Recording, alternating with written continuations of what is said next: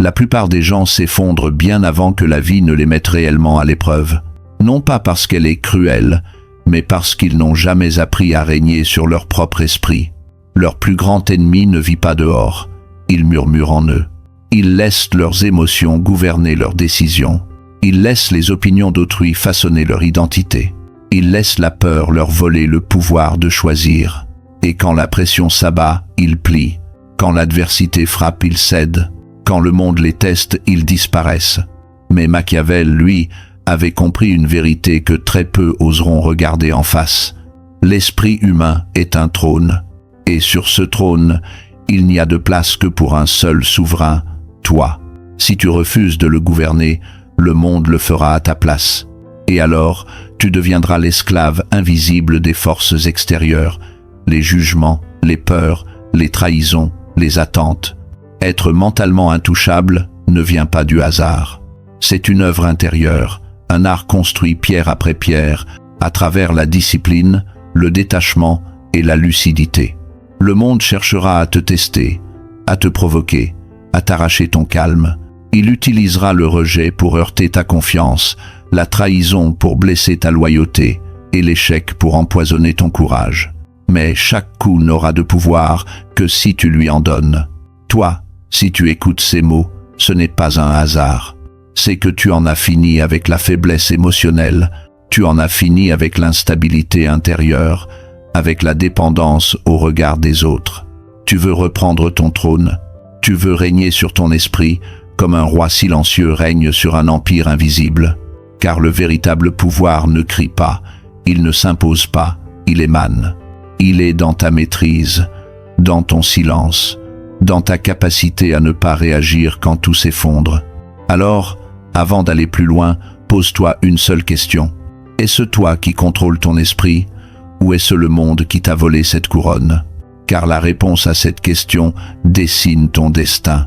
Si tu laisses les émotions te gouverner, tu resteras leur prisonnier. Mais si tu apprends à diriger ton esprit, tu deviendras intouchable. Intouchable face à l'échec. Intouchable face à la trahison. Intouchable face au chaos. Chaque épreuve deviendra une forge. Chaque blessure, un sabre. Chaque silence, un royaume intérieur. Dès aujourd'hui, choisis de penser comme Machiavel. Détache-toi des émotions, observe les êtres, et fais de ta discipline ton armure, de ton silence ton arme, et de ta clarté ton empire. Car lorsque tu règnes sur ton esprit, plus rien, ni les hommes, ni la douleur, ni le destin, ne peut troubler ta paix. Alors répète ces mots, et grave-les dans ta conscience. À partir d'aujourd'hui, je choisis la force plutôt que l'émotion, et maintenant, prépare-toi.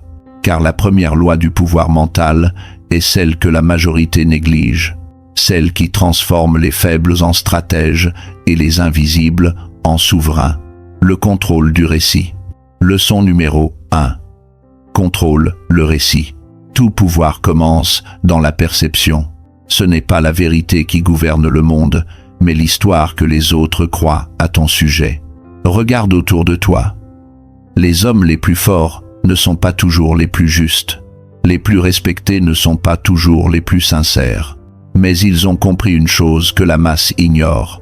La réalité appartient à celui qui en détient le récit. Machiavel l'avait vu avant tout le monde. Les foules ne suivent pas la vérité, elles suivent l'image la plus convaincante. Elles ne cherchent pas la sagesse, elles cherchent la présence qui inspire la force. Elles ne jugent pas selon ce que tu es, mais selon ce que tu fais paraître. Il disait, « Les hommes jugent par les yeux plus que par les mains, car tout le monde peut voir, mais peu peuvent toucher. » Autrement dit, le monde ne réagit pas à ton essence, mais à ton apparence. Ce que les gens perçoivent devient leur vérité. Tu peux être brillant, loyal, généreux, mais si tu laisses d'autres raconter ton histoire, tu seras perçu à travers leurs filtres. Tu auras raison, mais tu auras déjà perdu. L'erreur des âmes pures, c'est de croire que la vérité se défend toute seule. Non, la vérité est discrète, pudique, silencieuse. Et dans un monde où les voix fortes étouffent la raison, la vérité sans stratégie n'a aucun poids. Souviens-toi, les yeux façonnent le pouvoir bien avant que la raison ne le comprenne. Le monde t'évalue en un regard. Ton ton, ta posture, ta retenue, ton mystère, tout parle avant tes mots. Si tu sembles hésitant, tu invites les prédateurs. Si tu sembles maître de toi, tu imposes le respect sans lever un doigt. Celui qui veut devenir mentalement intouchable doit devenir le narrateur de sa propre légende. Chaque silence, chaque regard, chaque mouvement doit être choisi. Tu ne parles pas pour expliquer, tu parles pour imprimer une image. Parce qu'à l'instant où tu te justifies, tu perds ton trône. Un souverain n'explique pas ses décisions, il les incarne. Un silence calme vaut mieux que 1000 excuses. Laisse-les deviner, laisse-les interpréter, laisse-les spéculer. Car moins ils comprennent, plus tu deviens insondable. Et le mystère est la première forme de pouvoir. Dans chaque espace où tu entres, une guerre invisible se joue, celle de la perception. Les faibles cherchent l'attention, les forts cherchent le contrôle. Tu n'as pas besoin d'annoncer qui tu es. Fais en sorte que ta présence parle avant ta bouche. L'assurance se ressent avant de se comprendre. L'autorité se perçoit avant qu'elle ne s'exprime.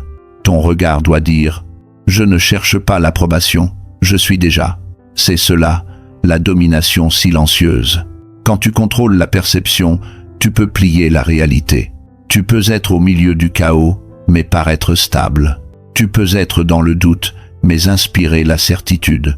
Et ce contraste seul suffit à te protéger mieux que n'importe quelle défense. L'esprit croit ce que les yeux répètent. Alors, répète-lui ton calme, ta maîtrise, ta constance. Car plus tu projettes la stabilité, plus le monde te traitera comme une force. Machiavel disait encore « Chacun voit ce que tu parais être, peu savent ce que tu es réellement ». Cette phrase n'est pas une mise en garde, c'est une clé. Elle t'invite à devenir le metteur en scène de ta propre image. Parais fort, même quand tu doutes. Parais stable, même dans la tempête. Parais en paix, même dans le chaos. Ne montre jamais la panique, la peur ou le désordre intérieur, car le monde les exploitera. Garde ton ton maîtrisé, ton regard ancré, ton énergie centrée. Ton silence doit être plus éloquent que le bruit des foules. Quand on te critique, ne réponds pas. Quand on te provoque, ne réagis pas. Quand on te sous-estime, fais en sorte que tes résultats soient la gifle. Ce n'est pas de la manipulation, c'est de la direction. C'est choisir la façon dont ton énergie est interprétée dans un monde d'illusions. Une fois que tu maîtrises cela, tu n'as plus besoin de validation. Tu deviens ton propre sceau d'autorité. Tu cesses de vivre à travers les yeux des autres et tu fais de ta présence un miroir où chacun voit ce qu'il n'a pas encore conquis. Car celui qui possède son histoire possède son destin. Affirmation. Je contrôle mon image, donc je contrôle la réalité. Mais il existe un piège plus dangereux encore. Même si tu contrôles ton image, un seul ennemi peut te renverser. Tes émotions. C'est là que débute la deuxième loi du mental intouchable, celle que même les plus puissants échouent à maîtriser. Le détachement émotionnel. Leçon numéro 2. Détache-toi de l'émotion.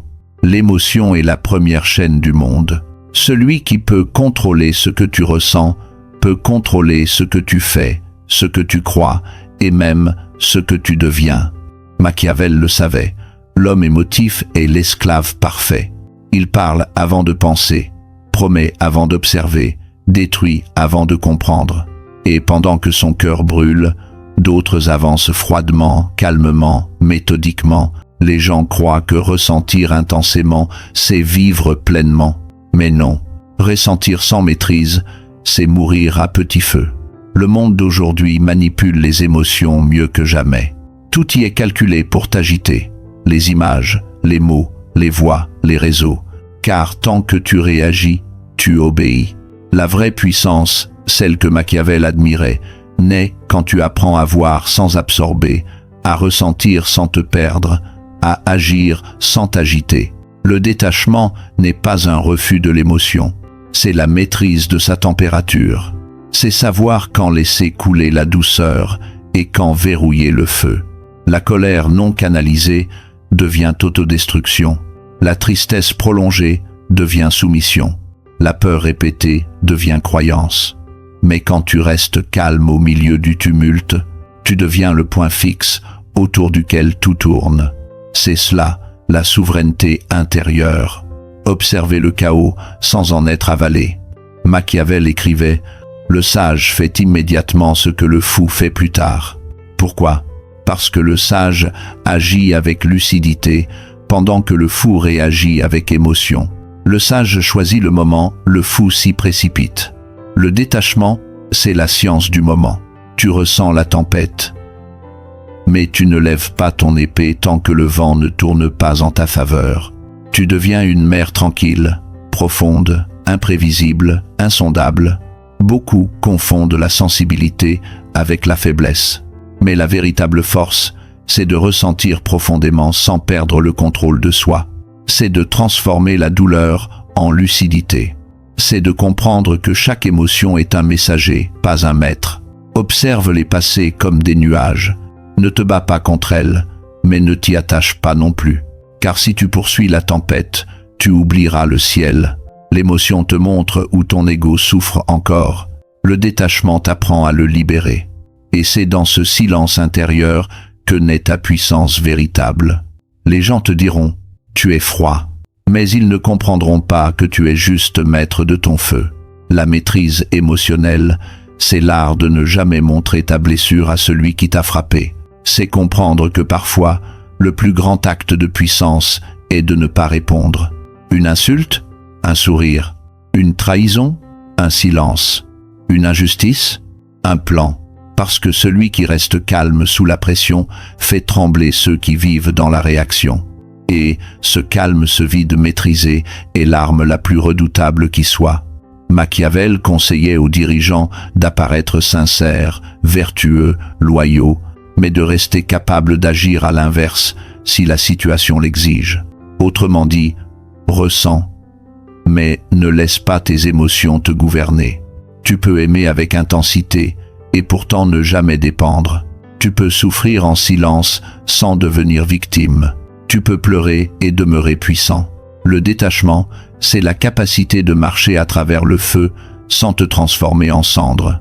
C'est la noblesse du contrôle de soi, la clarté dans la tempête, la paix dans la guerre. Tu n'es pas tes émotions, tu es celui qui les regarde passer. Et plus tu les observes sans te confondre à elles, plus elles cessent d'avoir prise sur toi. Le jour où tu comprends cela, tu deviens mentalement intouchable. Aucune attaque ne peut te percer, car ton cœur n'est plus un champ de bataille. C'est un temple. Affirmation. Je ressens, mais je reste maître. Je suis ému, mais jamais possédé. Mais il existe une épreuve encore plus subtile, une blessure plus douloureuse que l'émotion, celle de la trahison. C'est là que beaucoup perdent foi, équilibre et raison.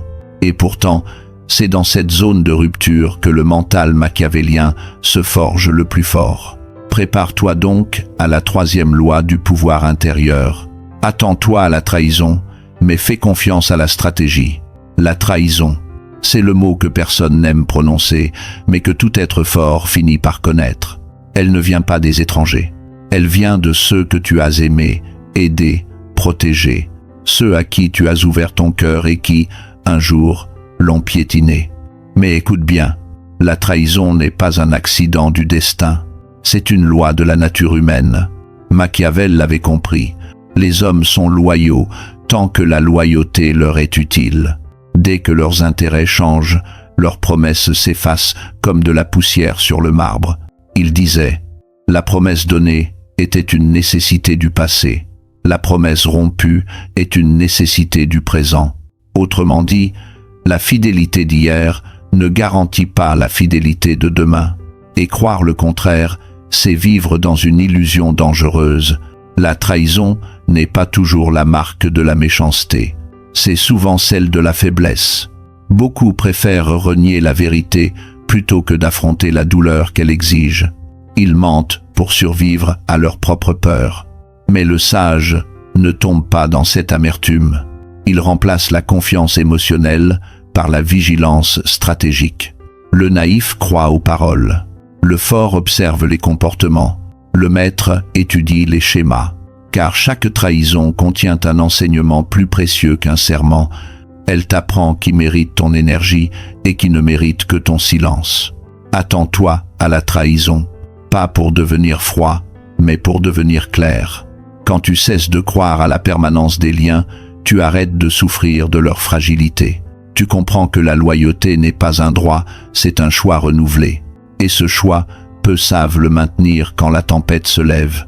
L'esprit machiavélien ne se plaint pas d'être trahi, il s'y prépare, il anticipe, il bâtit des systèmes là où les autres bâtissent des illusions. La plupart tombent parce qu'ils mettent leur foi dans les gens au lieu de la mettre dans la structure. Mais la stratégie ne ment jamais. Fais confiance au plan, pas aux promesses. Ne dépends jamais d'un individu pour garder ton équilibre. Crée des chemins parallèles, des portes de sortie, des marges invisibles. Ainsi, même si le monde te trahit, tu restes debout. Ce n'est pas de la méfiance, c'est de la préparation. Ce n'est pas de la froideur, c'est de la lucidité. Ce n'est pas de la peur, c'est de la souveraineté. Car celui qui s'attend à la trahison n'est plus blessé par elle. Il l'accueille comme un signal, un révélateur, un tri naturel. Et plutôt que de pleurer la perte, il remercie le dévoilement.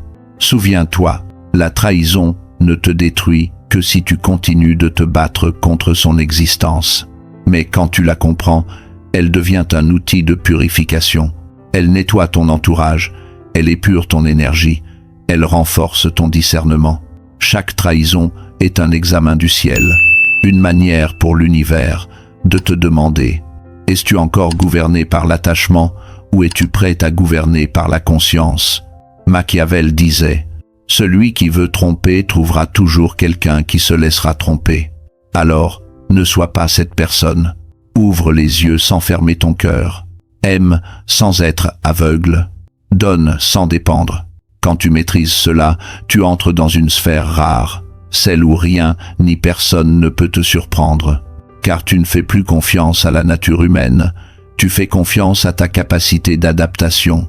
Le mental intouchable ne cherche plus la loyauté absolue.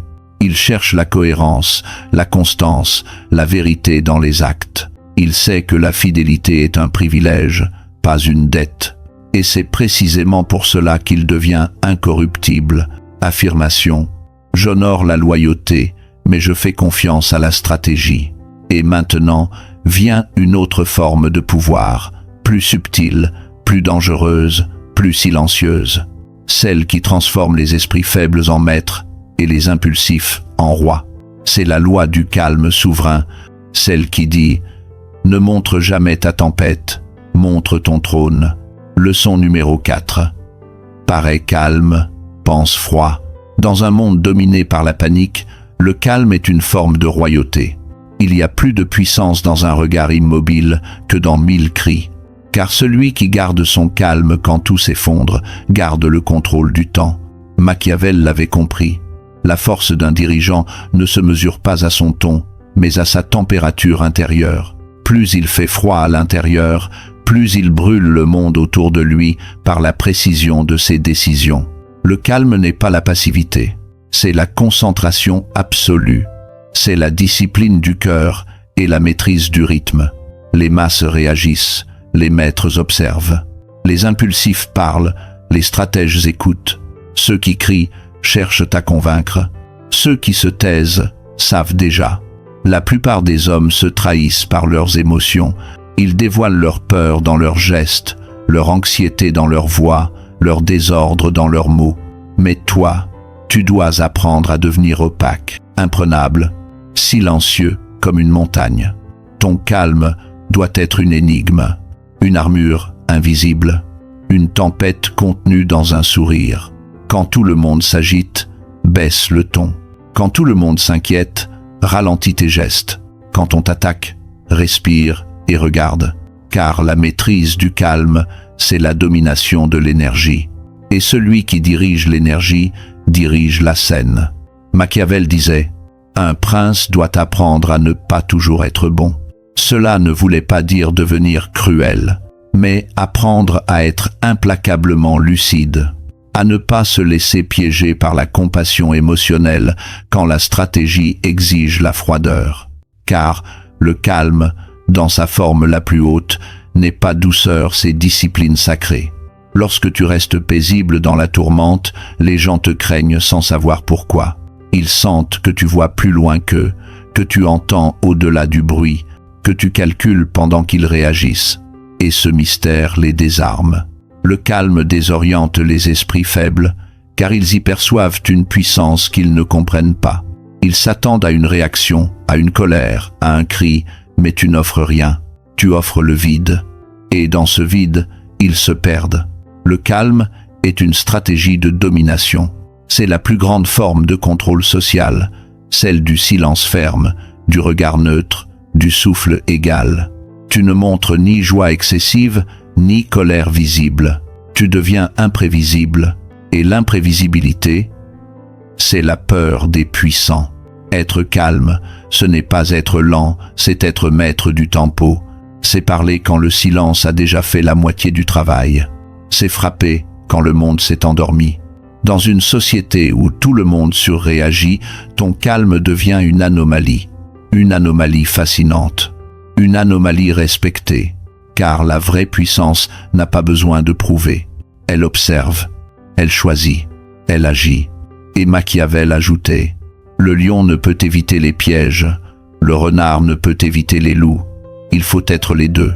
Le calme du renard, la fermeté du lion, la combinaison du discernement et de la force. Voilà l'équilibre de l'esprit froid. Tu dois apprendre à penser froidement, même quand ton cœur brûle, à respirer lentement quand le monde accélère, à rester lucide là où tous perdent la tête. Ce n'est pas la froideur du cœur, c'est la souveraineté de l'âme. Ce calme ne vient pas du refus de ressentir, mais du choix de ne pas réagir. Car, dans chaque guerre mentale, celui qui parle le premier perd l'avantage. Celui qui réagit trop vite devient lisible. Mais celui qui garde le silence lit avant d'être lu. Quand tu restes calme, tu obliges le monde à s'adapter à ton rythme. Tu transformes les interactions en champs de gravité. Les impulsifs orbitent autour de ton silence, incapables de le percer. Et dans cette immobilité apparente, tu deviens le centre immuable du chaos. Affirmation. Mon calme est mon pouvoir. Mon silence, mon empire. Mais il existe une force encore plus discrète, plus tranchante, plus redoutable que le calme. Celle du silence lui-même. Car le silence n'est pas vide, il est pouvoir concentré. C'est l'arme invisible des esprits souverains. Prépare-toi pour la 5e loi machiavélienne du mental intouchable. Garde le pouvoir dans le silence. Leçon numéro 5. Garde le pouvoir dans le silence. Le silence, ce mot que le monde moderne redoute. Ce vide sonore que les faibles fuient, car il leur renvoie la vérité qu'ils refusent d'entendre. Mais pour l'esprit souverain, le silence n'est pas une absence. C'est une présence supérieure, un espace sacré où l'énergie se condense, où la force s'affûte, où la sagesse s'élève. Machiavel l'avait compris, le pouvoir ne s'exprime pas, il s'impose. Et le silence, mieux que tout discours, révèle la confiance absolue. Celui qui parle trop cherche à convaincre. Celui qui parle peu domine déjà. Chaque mot prononcé te rend visible. Chaque silence maîtrisé te rend imprévisible. Et dans un monde où tout le monde veut être entendu, celui qui choisit le silence devient inoubliable. Le silence n'est pas le vide, c'est la forme la plus pure de contrôle. Il crée un écho dans l'esprit des autres. Quand tu ne réponds pas, ils interprètent. Quand tu n'expliques pas, ils imaginent. Et plus ils imaginent, plus tu contrôles la scène. Les esprits faibles veulent parler. Les esprits forts veulent comprendre. Mais les esprits supérieurs, eux, savent quand se taire. Car le silence, quand il est voulu, n'est pas passivité, c'est calcul. Un mot retenu peut valoir plus qu'un discours entier. Un regard immobile peut désarmer un adversaire plus sûrement qu'une armée. Les puissants ne justifient pas leurs choix, ils les incarnent. Ils ne cherchent pas l'approbation, ils créent la certitude. Ils ne mendignent pas la compréhension, ils imposent le respect. Le silence n'a pas besoin d'applaudissements, il a besoin de maîtrise. Machiavel disait « Le silence d'un prince effraie plus que la colère d'un peuple, car le silence laisse place à l'inconnu, et l'inconnu engendre la peur. Ceux qui t'observent dans le silence ne savent pas ce que tu penses, ni ce que tu ressens, ni quand tu frapperas. Et cette ignorance est ton armure. Tu deviens un miroir mental. Chacun y projette ses peurs, ses désirs, ses interprétations. Mais toi, tu restes neutre, impénétrable, invisible. Le silence est la respiration du pouvoir. Il te protège des bavardages qui te trahiraient, des émotions qui t'exposeraient, des impulsions qui t'affaibliraient. Il t'apprend à écouter au lieu de répondre, à observer au lieu d'agir, à comprendre au lieu de juger. Et plus tu écoutes, plus tu vois, car la vérité ne se cache pas dans les mots, mais dans les non-dits. Le silence t'accorde un don rare, la lecture subtile des âmes. Quand les autres s'agitent, toi tu observes les micro-mouvements, les hésitations, les contradictions. Tu vois ce que les bavards ne remarquent pas. C'est pour cela que le silence est redoutable. Il te rend intuitif, stratégique et invisible à la fois. Les sages anciens disaient « Ce qui est dit appartient à l'autre. Ce qui est tu t'appartient à toi. Ton silence est ta forteresse. Tant que tu le maîtrises, tu restes libre.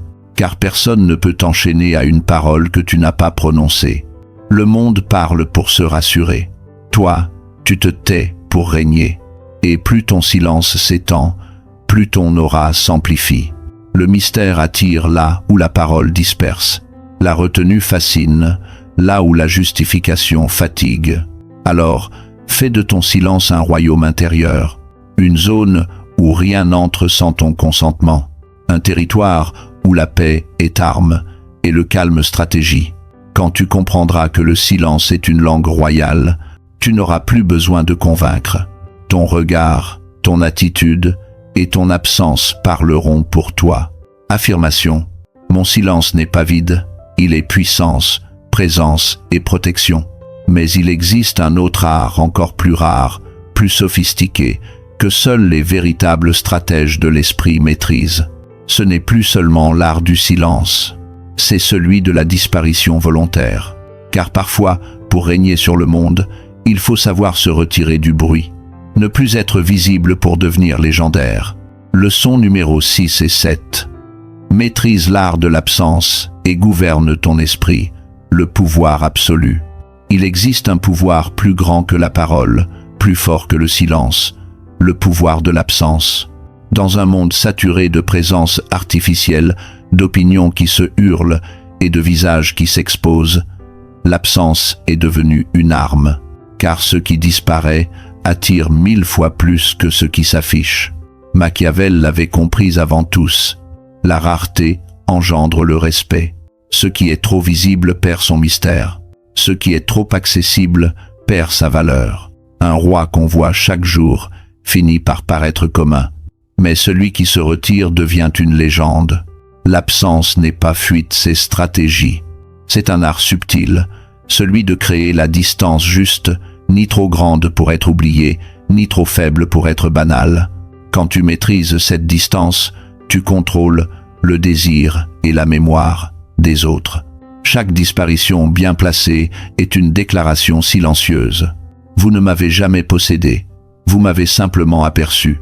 Le sage ne s'expose pas en permanence. Il choisit quand apparaître et quand disparaître. Car toute apparition perd son impact si elle n'est pas précédée de silence. L'absence te rend plus dense. Elle transforme ta présence en événement. Elle te rend insaisissable, et l'insaisissable devient sacré. Les faibles cherchent l'attention pour exister. Les forts se retirent pour se renforcer. Quand tu apprends à te retirer, tu ne perds rien. Tu regagnes ton énergie, ta vision, ton autorité. Tu cesses d'être un acteur du bruit pour devenir le spectateur lucide de l'humanité. Ceux qui te remarquent en ton absence sont ceux qui te respectent. Ceux qui t'oublient étaient ceux que tu devais laisser partir. Ton absence agit comme une purification. Elle trie, elle révèle, elle filtre. Et quand tu reviens, tu ne reviens plus le même. Tu reviens chargé d'une aura. Car le monde respecte ce qui a su se taire longtemps. Le silence crée la valeur, l'absence la multiplie. Mais voici le secret ultime de cette sagesse.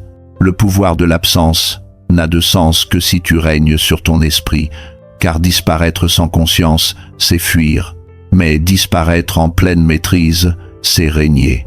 Machiavel disait « Celui qui gouverne son esprit gouverne tout ». C'est la loi suprême du pouvoir intérieur. Tu peux dominer un peuple, une armée, une entreprise, mais si tu ne maîtrises pas ton mental, tu restes esclave. Ton esprit est ton royaume. C'est lui qui décide si tu vis dans la peur ou dans la puissance.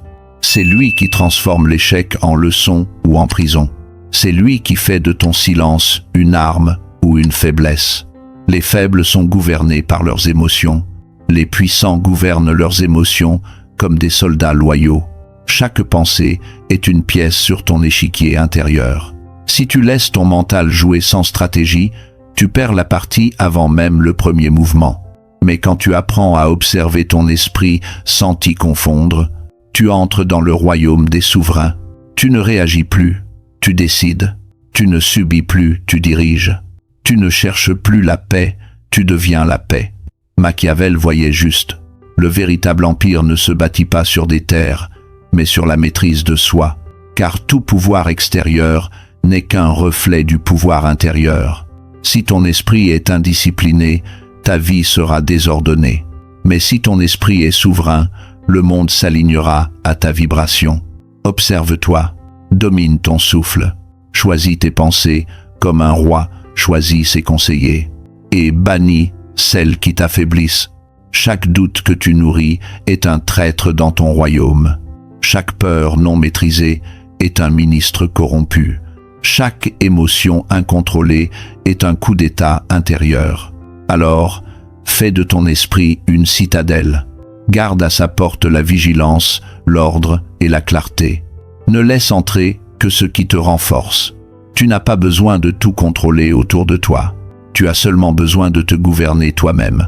Le reste suivra, car le monde extérieur n'est qu'un miroir du monde intérieur. C'est là que tout s'unifie. Le silence devient ton arme, l'absence ton aura, et la maîtrise de ton esprit ton trône. Quand tu atteins cet état, plus rien ne peut te toucher. Tu ne te bats plus contre la vie, tu danses avec elle. Tu ne cherches plus la victoire, tu incarnes la maîtrise. Tu ne veux plus dominer les autres, tu t'élèves au-dessus du besoin de le faire. Et dans ce détachement suprême, tu deviens intouchable. Affirmation. Mon esprit est mon royaume, mon silence est mon sceptre, mon absence est ma couronne. Rappelle-toi, l'homme ordinaire s'épuise à vouloir convaincre le monde. L'homme sage, lui, devient un monde que rien ne peut ébranler. Quand tu maîtrises l'art de l'absence et que tu gouvernes ton esprit, tu franchis le dernier seuil du pouvoir humain. Tu n'as plus besoin de force, ni de cris, ni de vengeance. Ta seule présence devient une loi. Ton regard, un verdict. Ton silence, une tempête contenue. Et le monde finit par s'incliner, non pas devant ta richesse, ni devant ta parole, mais devant ta paix.